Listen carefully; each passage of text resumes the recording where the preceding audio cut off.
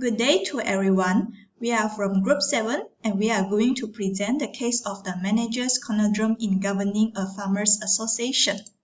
This is my group members and I am Ming. Now, let us start with the introduction. 6PBK, which established in 1969, is a farmers association that serves members of registered establishments and local farmers in northern Malaysia. Its objective is to create social value for members and transform itself into an independent, united, and progressive farmers association. 6PBK practices democracy where its members have equal voice and its board of directors were elected by one member, one vote basis. In 2019, due to the Arahan Berdaftar Bill, 6PBK changed its governance structure where 7 directors were elected from owner members and 5 directors were handpicked by representatives connected to the minister. This had led to board performance below expectation. The 5 new directors were deemed to be political interference in the PBK and the PBK was affected negatively. However, their connection with the politicians helped the PBK to receive projects easily. The main issue of 6PBK is how can Khadija, the general manager of 6PBK, improve the performance of the board of directors and sustain a good position in the future? There are 5 underlying issues.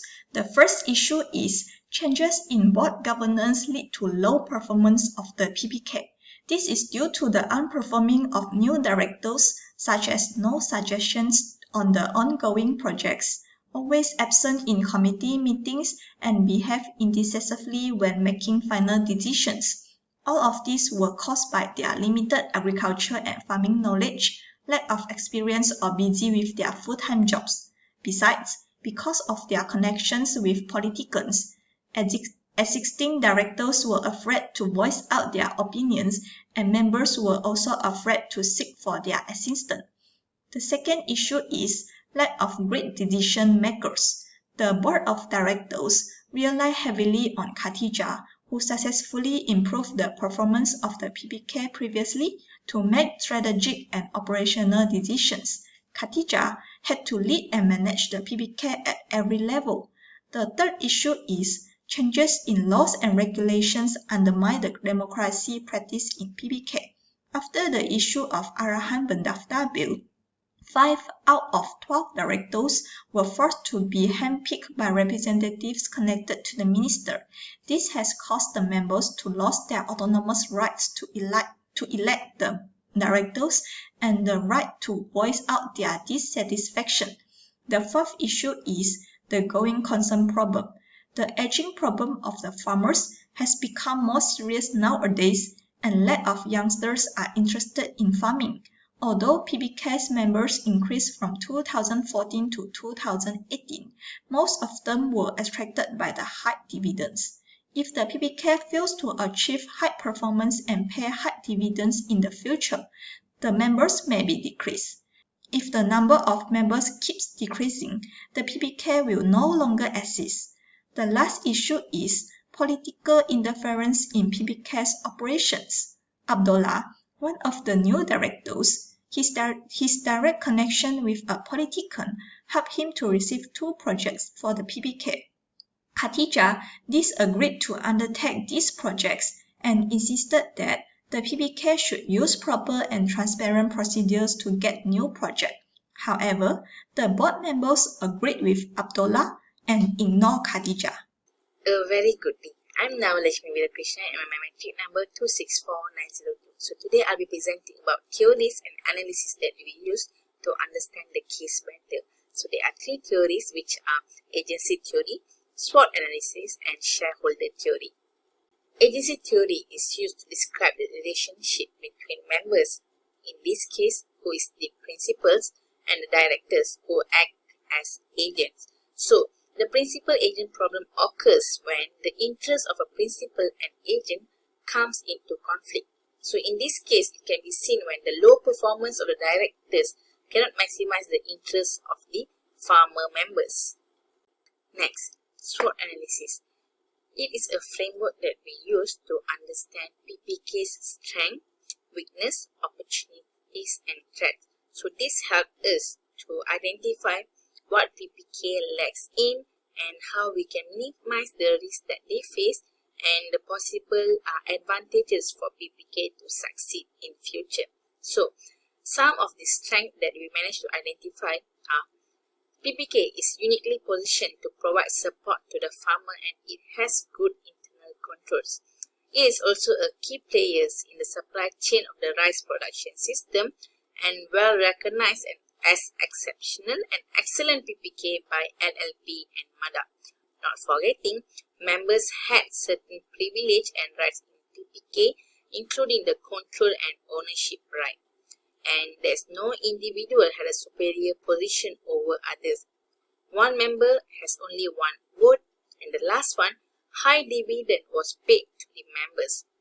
Next, the weakness that we managed to identify are lack of decision maker at the management level, BOD, lack of understanding and skills in managing the PPK. This leads to low performance of the BOD. Next, PPK is accountable to government associations since it is under government, which are NAFAS and related ministries. There is also politician interference in the management of the organization. Next, members lost their autonomous right because government changed the ownership structure. And the last one, conflict of interest between the owner members and directors who support the politician. Thank you. Hi everyone, my name is Wonpei, matric number 261844. I will continue with the opportunity and threats of SWOT analysis. The GIS-PPK have opportunity to cooperate with politicians and government. As the new director have connection with politicians and government, they have opportunity to secure project and get help from the politicians. They also can review the inside information in advance, such as the latest policy made by government. This can help them in developing their strategy. The other opportunity is implement advanced technology such as robots, temperature and moisture sensors, drones and GPS technology. The GIS-PPK can provide technical support and introduce this advanced technology to their members. This can help them to expand their business, be more efficient, effective, safer and more environment friendly. The trick for the GIS-PPK is changing of law and regulation. Since the government introduced the Arahan Pendaftar Pertumbuhan Perlahan Bilangan 1 in year 2019, they may change the law and regulation in the future. The management and director of GIS-PPK need to change their existing strategy and redesign their business process to align with the new law and regulation. The next trick is GIS-PPK may become more political based and less public interest. The new director have connection with politicians and they want to secure the project from the politician. This cause the politician have chance to intervene the operation of GIS-PPK. The last trick is going concern problem.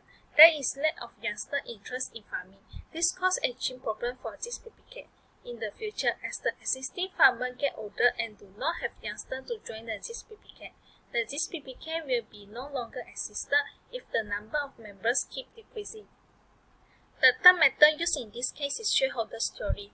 In this theory, the duty of director is to maximize the profit accruing to its shareholders, which in this case is the farmer member. The existing director believe that they were to work in the interest of the members, but they are not associative during the meeting now. On the other hand, the new directors act as they were to work for politicians out themselves. The new member did not put effort in understand the agriculture and farming, except in the committee meeting because they are busy with their full-time jobs. This shows that the director did not maximize the profit of the member. Hi, I am Nushafika Binti Hassan, matric number 264855, and I would like to continue on the recommendation part.